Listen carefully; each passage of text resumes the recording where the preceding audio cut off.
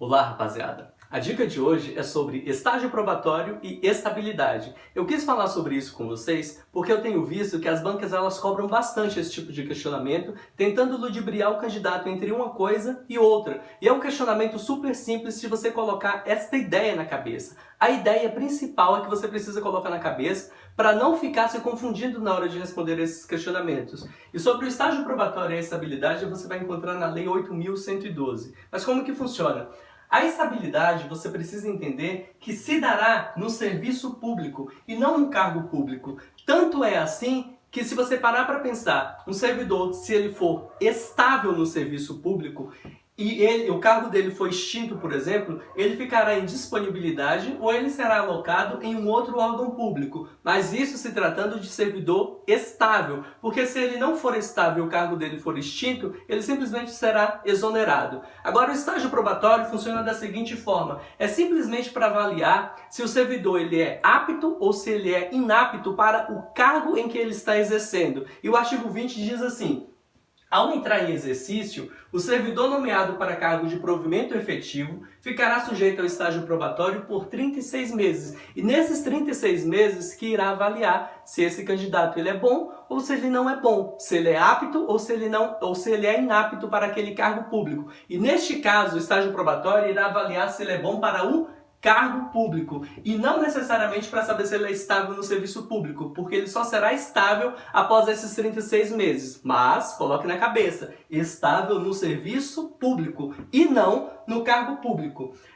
E depois desses 36 meses, faltando 4 meses para finalizar o estágio probatório, ele passará por uma avaliação especial onde irá considerar a assiduidade, disciplina, capacidade de iniciativa, produtividade e responsabilidade. Então coloque na sua cabeça que quando você passar num concurso público, esses 36 meses você precisa ralar, você precisa se ferrar para você mostrar que você é bom para o cargo público. Pois só assim, após essa avaliação e depois dos 3 anos, é que você se torna estável mais um serviço público. E eu peguei 2 exemplos, na verdade um exemplo, mas que eu vou explicar de 2 formas para você entender.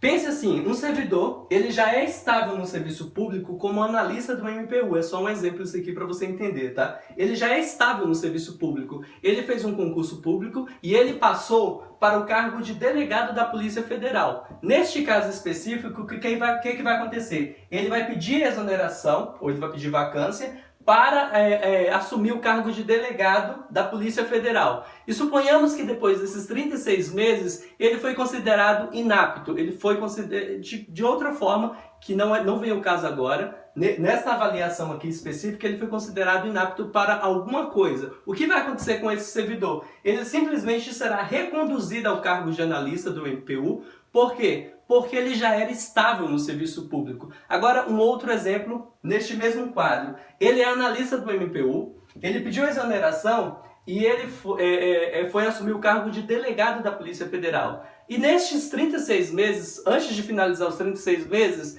ele viu que o cargo não era para ele, que ele não gostava e que ele não queria mais ficar ali. Ele pode, no caso, pedir, no caso, fazer o pedido de ser reconduzido, no caso, por ele mesmo, a pedido dele, pode. E o STF bateu o martelo e disse assim, e essa é a cereja do bolo, tá? O servidor público ele pode ser reconduzido a pedido. Entendimentos atuais diz que o servidor público ele pode ser reconduzido se ele quiser, se ele não gostar do cargo que ele está exercendo e ele quiser voltar a assumir o cargo de jornalista do MPU por motivos pessoais. Não interessa exatamente explicar agora, neste momento, qual o motivo. Ele só não gostou e ele quer voltar ao cargo de jornalista. Isso pode acontecer? Pode.